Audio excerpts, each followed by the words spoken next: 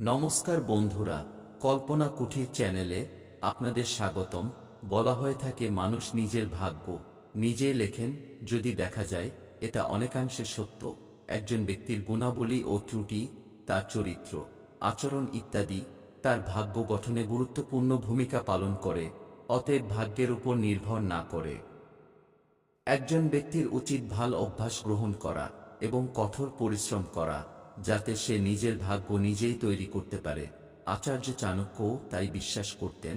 আচার্য চাণক্য তার নীতি শাস্ত্র গ্রন্থে ব্যক্তি ও সমাজের কল্যাণের জন্য সূত্র আকারে অনেক কিছু দিয়েছেন। এতে তিনি এমন কিছু অভ্যাসের কথা বলেছেন যা মানুষের জন্য ক্ষতিকর এবং তাকে ধ্বংসের দিকে ঠেলে দেয়। সেই অভ্যাসগুলো যদি সময় মতো শুধরানো না যায়, তাহলে জীবনটা ধ্বংস হয়ে যাবে নিশ্চিত।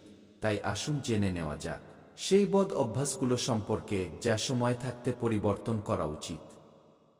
১. যারা ভুল উপায়ে টাকা উপার্জন করে, তাদের টাকা বেশি দিন স্থায়ী হয় না। এছাড়াও তাদের জীবনে এত সমস্যা যে তারা চাইলেও সেই টাকার সুখ ভোগ করতে পারে না। আপনি যদি সত্যিই শান্তিতে জীবন যাপন করতে চান, তবে কঠোর পরিশ্রম এবং সততার সাথে অর্থ উপার্জন করুন। ২. যারা অলস এবং সারাক্ষণ বিছানায় পড়ে থাকে, তাদের ভাগ্য বেশিক্ষণ তাদের পক্ষে থাকে না। মা লক্ষ্মী ও তার উপর রেগে তার বাড়ি ছেড়ে চলে যান। এমন লোকদের দারিদ্র্যের মুখোমুখি হতে হয়। ৩. যাদের মন সবসময় খাওয়ার প্রতি নিবদ্ধ থাকে, যারা সবসময় প্রয়োজনের চেয়ে বেশি খায়, এই ধরনের ব্যক্তিরা রোগকে আমন্ত্রণ জানান। তাদের কাছে অর্থ কখনো স্থায়ী হয় না এবং তারা সর্বদা আর্থিক সংকটের সম্মুখীন হন। মা লক্ষ্মী এমন লোকের উপর ক্ষুব্ধ হন, যার কারণে ব্যক্তি দরিদ্র হয়ে যায়। ৪.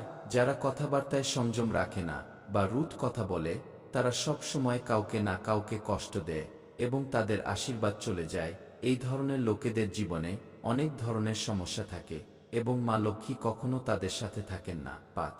যে ব্যক্তি তার দাঁত পরিষ্কার করে না, যে তার ঘর পরিষ্কার রাখে না, তাকে এবং তার পরিবারকে অনেক রোগ দ্বারা ঘিরে থাকে।